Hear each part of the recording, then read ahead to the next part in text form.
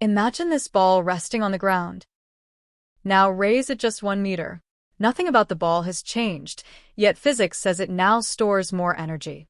But where did that energy come from? And why is that energy given by exactly potential energy equals mgh? Let's derive it from first principles.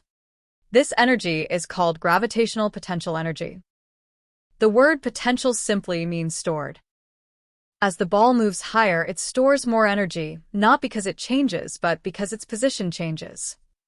Now, let's figure out what determines this stored energy. There are 3 obvious possibilities: the ball's mass, how high it is, and how strong gravity is. But simply guessing isn't science. We need to derive the formula.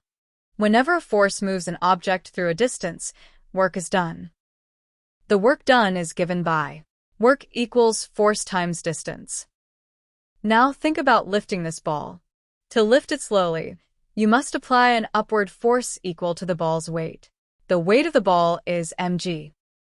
And if you lift the ball to a height h, then the distance moved is simply h. Now substitute these into the work equation.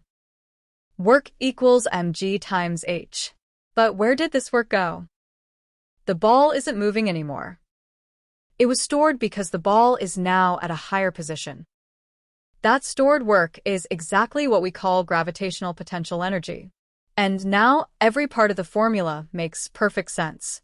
M tells us how heavy the object is. G tells us how strong gravity is. And H tells us how high the object has been lifted. Multiply all 3 together, and you get the energy stored because of the object's position.